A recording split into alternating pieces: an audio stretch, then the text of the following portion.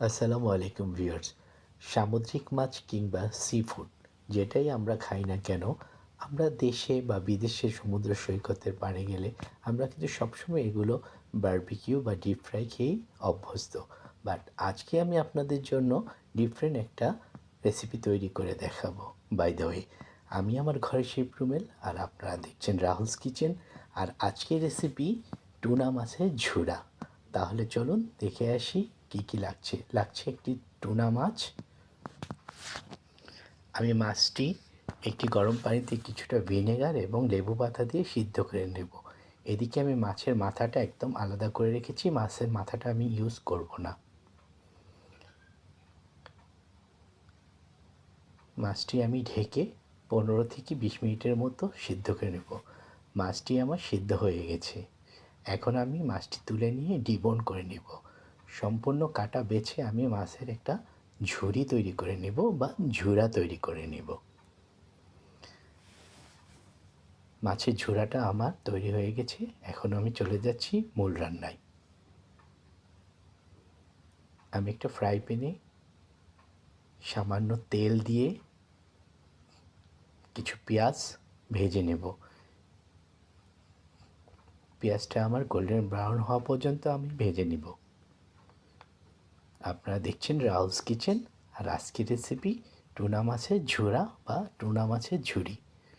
Golden brown হয়ে গেছে। এখন আমি দিয়ে দিচ্ছি আদা রসুন পেস্ট। আদা রসুন পেস্ট দিয়ে আমি ভালো করে পেঁয়াজের সাথে মিশিয়ে নিচ্ছি। দিয়ে দিচ্ছি সামান্য হলুদ গুঁড়া, সামান্য মরিচের গুঁড়া, সামান্য জিরে গুঁড়া। অল্প পানি দিয়ে আমি মশলাটাকে আরেকটু কষিয়ে নিচ্ছি। দিয়ে দিলাম ছোট 2টি স্টার অ্যানিস। এটা অপশনাল, আপনারা না চাইলে নাও দিতে পারেন। দিয়ে দিলাম মাছের ঝুরাগুলো। এখন আমি মাছের ঝুরাগুলো মশলার সাথে ভালো করে কষিয়ে নেব। ভিউয়ার্স, রেসিপিটা যদি ভালো লাগে আপনারা কিন্তু বাড়িতে অবশ্যই তৈরি করে খাবেন। মাছের ঝুরাটা আমার মোটামুটি কিন্তু কষানো হয়ে গেছে। এই পর্যায়ে আমি দিয়ে দিচ্ছি স্বাদ মতো লবণ এবং সামান্য ব্ল্যাক পেপার পাউডার অথবা কালো গোলমরিচের গুঁড়া। দিয়ে দিচ্ছি কিছু কুচানো কাঁচামরিচ, সাথে দিয়ে দিচ্ছি কুচানো কিছু লেবু পাতা। লেবু পাতাটা দিলে দারুণ একটা লেবুর ঘ্রাণ আসে। এবং উপর দিয়ে ছড়িয়ে দিলাম কিছুটা ধনে পাতা কুচি। ব্যাস তৈরি হয়ে গেলো আমার টুনা মাছের ঝুরা বা টুনা মাছের ঝুরি।